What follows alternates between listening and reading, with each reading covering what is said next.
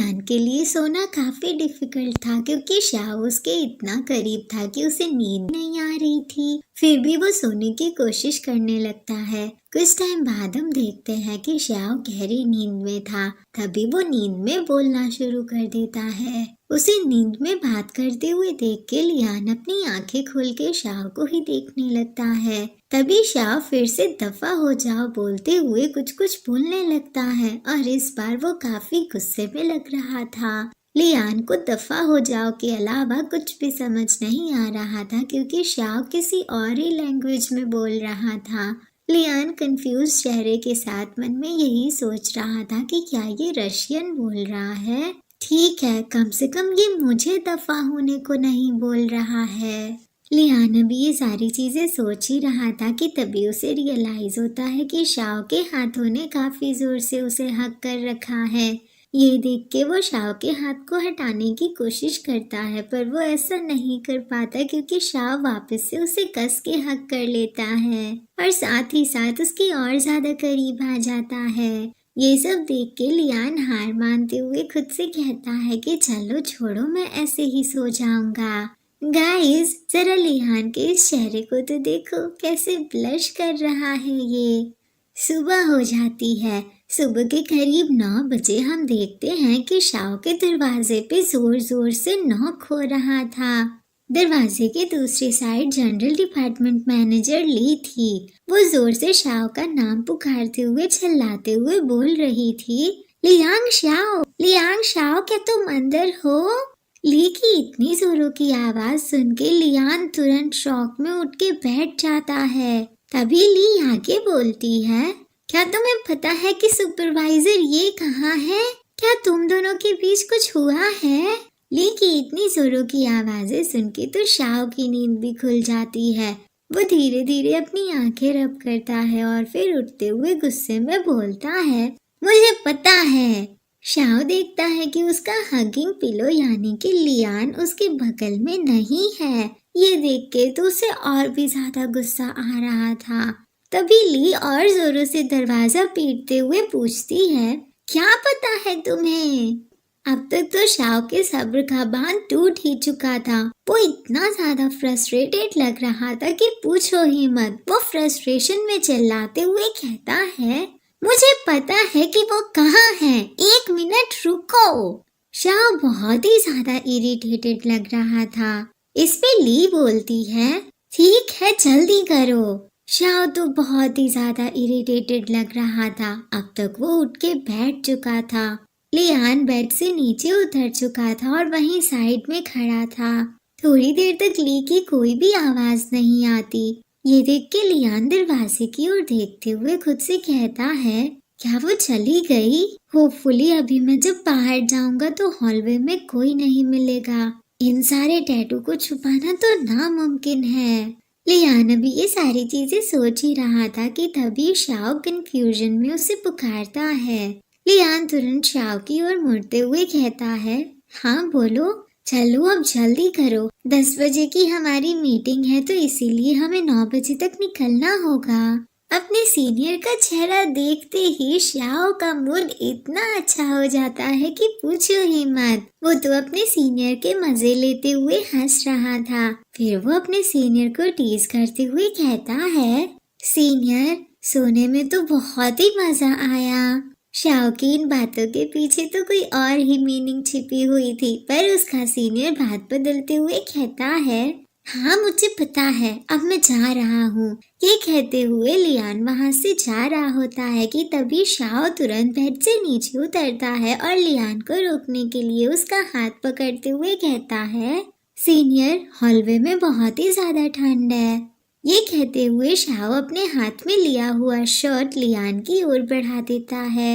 Lian थोड़ी देर तक Shao को देखता है और फिर वो उससे शर्ट लेके पहनते हुए कहता है कि थैंक यू, मैं इसे बाद में वापस कर दूंगा। लियान को तो बहुत ही अच्छा लग रहा था कि उसका सीनियर कितना कंसीडरेट है। शाओ भी बड़ी सी स्माइल करते हुए कहता है कि कोई प्रॉब्लम नहीं है सीनियर, आप आराम से लौट आना। शर्ट पहनने के बाद लियान दरवाजा खोलते हुए शाओ से कहता है कि जल्दी करो और जाके नहा लो। ये बोलने के बाद लियान जब सामने की ओर देखता है तब तो वो शॉक ही हो जाता है, क्योंकि उसके सामने जनरल डिपार्टमेंट ली खड़ी थी और वो अपनी सरप्राइज वाली आंखों से उसे ही देख रही थी। सरप्राइज से ज्यादा तो ली खुश लग रही थी गाइस। वो ब्लश के साथ हंसते हुए लियान से बोलती है, हाँ सीनियर लियान, आप दोनों ने फाइनली ली की बातें सुन के लियान कंफ्यूज हो जाता है कि हम दोनों ने फाइनली क्या। अब तक शाओ भी दरवाजे पे आ चुका था और वो ली को मॉर्निंग विश करते हुए कहता है, गुड मॉर्निंग सीनियर, मुझसे रेजर लेने के लिए अभी अभी यहाँ आए थे और मैं अभी तक सो रहा था। ये बोलते हुए शाओ बड़े ही प्यार से लियान को देख रहा था। ये सब देख के तो ली की खुशी का ठिकाना ही नहीं था। गाइस, लगता है ली भी हम सब की तरह ही बहुत बड़ी बीएल फैन है। देखो ना, इन दोनों को साथ में देख के ये कितनी ज्यादा खुश हो रही है। और मुझे पक्का पता है कि ये अपने मन में यही सोच रही होगी कि शाओ और लियान ने साथ में रात बिताई। साथ में रात बिताने का मतलब एक साथ सोने से है गाइस, वो वाला सोना। ऐसे ही कुछ दिन बीत जाते हैं। एक दिन रात का टाइम था, रात के लगभग 8 बज रहे थे। हम देखते हैं कि लियान फिर से शाओ के कमरे के दरवाजे पे खड़ा था और वो उससे बोल रहा था, आज का काम अच्छे से हो गया। इनाम के तौर पे मैं सही टाइम पे तुम्हें हिप्नोटाइज करने आया हूँ। ये सुन के शाओ बोलता है कि आपके इस रिवॉर्ड के लिए थैंक यू सीनियर, और साथ में वो ब्लश भी कर रहा था। थोड़ी देर बाद हम देखते हैं कि लियान ने अपने कपड़े चेंज कर लिए थे और उसने नॉर्मल सी टी शर्ट पहन रखी थी और वो दोनों साथ में सो रहे थे। शाओ ने फिर से लियान को हक कर रखा था। गाइस, ये दोनों ना 4-5 दिनों से साथ में सो रहे हैं। लगता है हिप्नोसिस कुछ ज्यादा ही अच्छे से काम कर रहा है। वो दोनों सोए हुए थे कि तभी शाओ का फोन बजने लगता है। किसी की कॉल आ रही थी। फोन लगातार बजते ही जा रहा था कि तभी शाओ अपना हाथ लगा के फोन को टेबल से नीचे जमीन पे गिरा देता है। उसे ऐसे करते हुए देख के लियान मन में सोचता है, ये लड़का कहीं एक दिन अपना फोन ही ना तोड़ डाले। वो अभी ये सारी चीजें सोच ही रहा था कि तभी शाओ फिर से उसके करीब आके उसे हक करते हुए कहता है, ये तो बहुत ही अनोइंग था, इसने सीनियर की नींद खराब कर दी। इस पे लियान बोलता है कि कोई बात नहीं। लियान शाओ को बड़े ध्यान से देखते हुए हल्के हाथ से उसके गाल को टच करते हुए खुद से कहता है, इसका एक्स फिर से इसे परेशान कर रहा है। बिजनेस ट्रिप को खत्म होने में बस कुछ दिन ही बचे हुए हैं। मुझे हर रात इस वार्म बेबी के साथ सोने की आदत हो गई है। घर लौटने के बाद तो मुझे नींद न आने की बीमारी से सफर करना पड़ेगा। अरे लियान, अगर ऐसा कुछ हुआ भी तो भी कोई बात नहीं, वहाँ पे भी तुम जाके शाओ के अपार्टमेंट में उसके साथ ही सो जाना। ऐसे तो प्रॉब्लम यूं सॉल्व हो जाएगी। बिजनेस ट्रिप का लास्ट दिन भी आ जाता है। उस दिन रात के टाइम सभी ग्रुप मेंबर्स एक रेस्टोरेंट में जाके पार्टी कर रहे थे। सभी बहुत ही ज्यादा खुश लग रहे थे। लियान और शाओ भी वहीं पे थे। दोनों एक दूसरे के पास में ही बैठे हुए थे।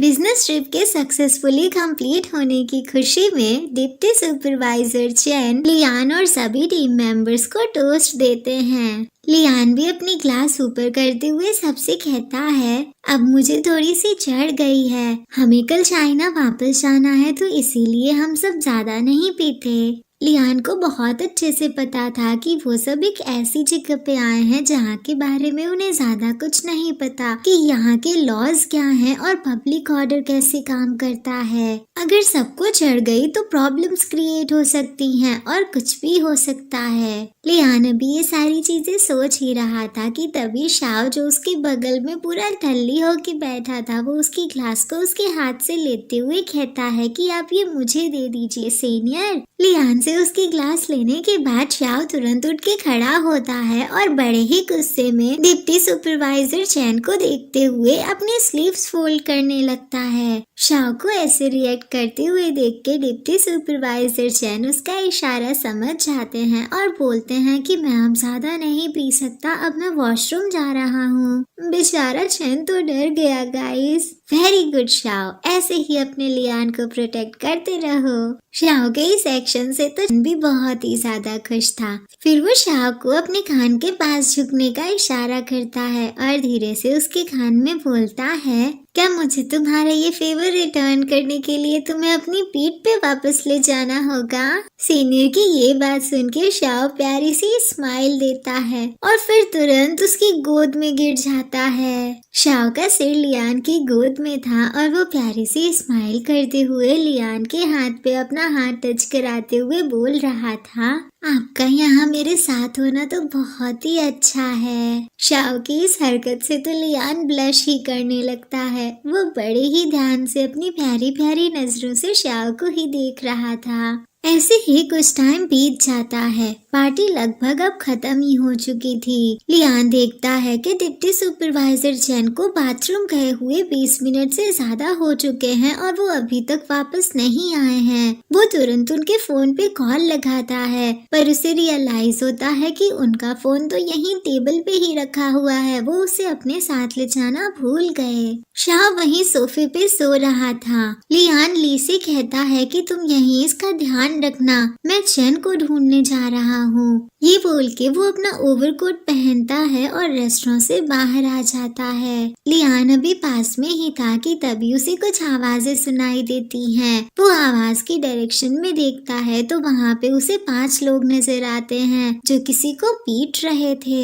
उनमें से एक पर्सन के बाल गोल्डन कलर के थे और वो स्मोक कर रहा था। ये सब देख के लियान को समझ आ जाता है कि वो सब बहुत बड़ी मुसीबत में फंस गए हैं, क्योंकि जिस पर्सन को वो सारे लोग पीट रहे थे वो और कोई नहीं बल्कि डिप्टी सुपरवाइजर चैन ही था।